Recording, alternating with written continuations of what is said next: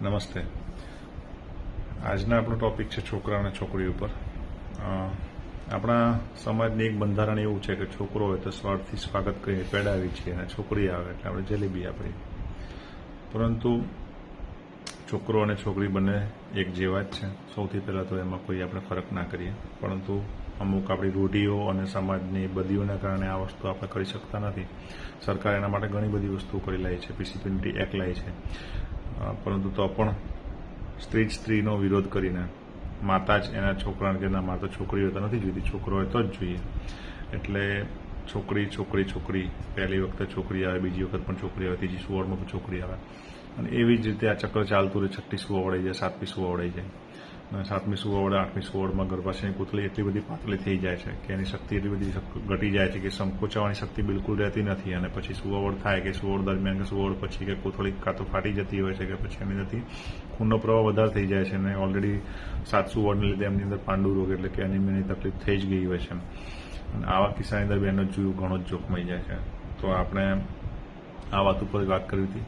હવે આવા કિસ્સાની અંદર જ્યારે 6-7 સુવડમાં બધામાં છોકરીઓ આવે તો પછી બધી વાતો છોકરી ઉપર જ આવે કે ભાઈ છોકરી આ તકલીફ તારે બીજું લગ્ન કરવું પડે. પણ બીજા લગ્ન કરવાની વાત નથી હોતી. જે વસ્તુ કે જે તકલીફ છે એ પુરુષમાં જ હોય છે. પુરુષની તકલીફના લીધે આપણે માતા ઉપર બ્લેમ કરીએ છીએ, માતા ઉપર વાત કરીએ છીએ કે માતાનું આ છે. ખરેખર જે રંગસૂત્ર છે, પુરુષનું રંગસૂત્ર છોકરો થશે કે છોકરી, એના માટે પુરુષનું રંગસૂત્ર જવાબદાર છે. એટલે આના લીધે પુરુષ કે સ્ત્રી થશે એ પુરુષ જ જવાબદાર કહેવાય. મેં એનું બીજું લગ્ન કરાવો તો પણ ત્યાં છોકરી થવાની સંભાવતા વધારે છે. હવે આ કિસ્સામાં બીજી એક એવી વાત કરવી છે કે દાખલા તરીકે તમારે ત્યાં સુવાવડ થઈ અને સુવાવડ થઈને છોકરી આવી. હવે છોકરી આવી પછી બીજી વખત તમે કોઈની પાસે જાઓ છો અને જઈને વાત કરો છો, સાહેબ અમારે પહેલાં છોકરી હતી અને પછી ફરીથી છોકરી છે, શું છે? તો અમે સૌથી પહેલાં આપણે એક વાત કરવા માંગીએ છીએ પીસીપીએનટી એક્ટ અંતર્ગત, અને અમે પોતે પણ આનો ખૂબ વિરોધ કરીએ છીએ, અને હું તો બહુ જોરદાર વિરોધી છું આનો, કે છોકરો કે છોકરી ગર્ભમાં સુવાવડ પહેલાં તપાસ કરાવી એ એક ગુનાનું કામ છે. અને એ ગુનો એટલે કે એ કહેવું, તપાસ કરવું કે તપાસની માંગણી કરવી એ પણ એક ગુનાની વાત છે. એટલે ડૉક્ટરો સારા છે કે આપણું નામ નથી આપતા, બાકી આનો કેસ ઘણો બધો મોટો બની શકે છે. એટલે આપણે હસતા હસતા પૂછી લો છો ઘણી જગ્યાએ, અને અમારી સાથે પણ બને છે કે ભાઈ આ સાહેબ તપાસ કરી આપો. આપણે એક ફોર્મ ભરાઈએ, ફોર્મમાં સહી પણ કરાવી, અમારે આ જાણવું નથી, પણ અંદર આવીને પછી માજી આવીને કહી દે સાહેબ કહી દો ને શું છે. એટલે આ બધી વસ્તુઓથી આપણે દૂર રહીએ. જો આપણે બે છોકરીઓ થઈ ગઈ, છોકરી પણ છોકરા જ સમાન જ છે, અને આપણે એને માનીને ચાલીએ. આ બધી વસ્તુની માંગણી ડૉક્ટર પાસે ના કરીએ, અને તમે માંગવાની બંધ કરશો તો ડૉક્ટર કરતાં પણ બંધ થઈ જશે. એટલે આપણે એક સમાજની અંદર સુધારો લાવીએ, આ વસ્તુની માંગણી ના કરીએ. માંગણી બંધ થઈ જશે તો બીજી બધી જ વસ્તુઓ બંધ થઈ જશે. તો આ એકની પણ જરૂર નથી. પીસીપીએનટી એક્ટના લીધે બીજી ઘણી બધી તકલીફો પડતી હોય અમે ડૉક્ટરોને, પણ એ અલગ વિષય છે, એની પર વાત નહીં કરીએ આપણે. પરંતુ છોકરા છોકરી તપાસની બાબતમાં મારે ઘણું બધું કહેવું હતું. એટલે મારી માજીઓ જેટલી જે ઉંમરલાયક છે એ બધા ઘણા બધા હસતા હસતા વાત કરતા હોત, અમે સદંતર એમને એક પોટ્યું બતાવી દઈએ કે જો આ લખ્યું છે ને આ તમે સહી કરી છે, એટલે આની અંદર કશું થાય નહીં, અને અમને આ બધું કરતા નથી.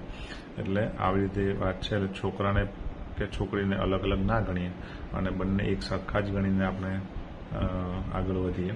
અમુક સમાજમાં આ બધી વસ્તુઓના લીધે કેટલી બધી તકલીફ પડે છે. પટેલ સમાજ છે કે બીજા ઘણા બધા સમાજ છે, જેની અંદર રાજપૂત સમાજ છે, એની અંદર છોકરીઓ છે જ નહીં. હવે તમે લગ્ન કરવાનું હોય ત્યારે તમે છોકરી ગોતો, વિચારવા જેવી વાત છે ને. પહેલાં જ્યારે છોકરી પેદા થઈ તમે ના પાડી, હવે જ્યારે લગ્ન કરવાની છોકરી નથી મળતી કે કોને ત્યાં છોકરી છે, તો જ્યારે તમે છોકરી પેદા જ નહીં કરો તો તમને છોકરી મળશે ક્યાંથી? અને છોકરી મળશે નહીં તો તમે બીજા છોકરા ક્યાંથી પેદા કરશો?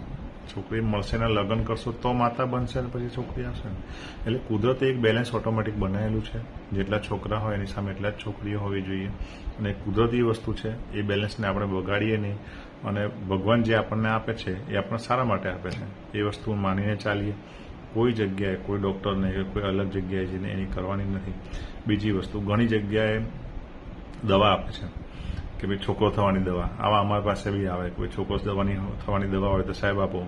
એવું કશું હોતું નથી. તમને કોઈ દવા ખવડાવે કે આ છોકરો થવાની દવા તમે ખાજો. હવે તમારા રિઝલ્ટ તો શું આવવાનું છે? બે જ આવવાનું છે, કાં છોકરો આવશે કાં છોકરી આવશે, ત્રીજું કશું આવવાનું નથી.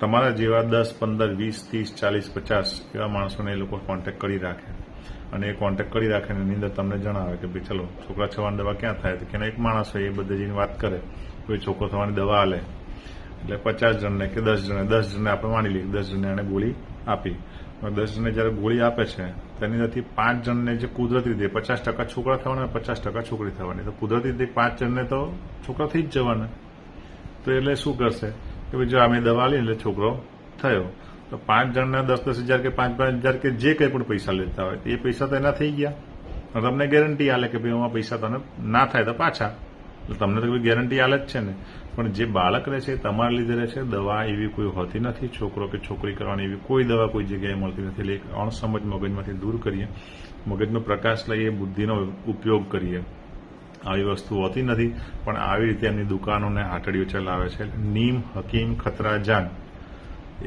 એ હકીમ તું નીમ કે પેड़ के नीचे मत जा वहां तेरे जान को खतरा है તેનાથી દૂર રહીએ અને કોઈ સારા જાણકાર વ્યક્તિને વાત કરીએ એમની પાસેથી જ્ઞાન મેળવીએ તો આ બધી વાતમાં ઘણી બધી વાત કરતા હોય છે અમે પણ આની અંદર અમારી પાસે આવે તો અમે ઘણું સમજાવતા હોય છે કે ભાઈ આપણે આગળ વધારીએ લોકો સાથે પહોંચાડીએ અને ખોટા પૈસાનો વ્યય ના કરીએ એક આદિવાસી વ્યક્તિ છે આપણા મહીસાગર પંચમહાલનો વ્યક્તિ છે અને ઘણી મજૂરી કરીને પૈસા લાવે છે ને એવી બધી વાતો કરીને પછી એને પછી એક તો ઓલરેડી તકલીફ હોય ઘરમાં પૈસા હોય નહીં છોકરીઓની લાઈન હોય અને એની અંદર પાછું આવો ધંધો કરે એટલે આવી બધી વસ્તુ થતી હોય છે એટલે એ બધી વસ્તુ બધીઓથી દૂર રહીએ મગજનો ઉપયોગ કરીએ બુદ્ધિનો ઉપયોગ કરીએ આપણે બધા બહુ જ બુદ્ધિશાળી છીએ પણ જ્યારે આપણને એક વસ્તુ દેખાતી જે વસ્તુ છે જે વસ્તુ તમારી પાસે છે એની અવગણના અને જે નથી એની ઝંખના એ જ તમારા દુઃખનું કારણ છે એટલે તમે એ વસ્તુને પકડી લો આ મૂળ મંત્ર છે જે વસ્તુ છે એને અવગણશો નહીં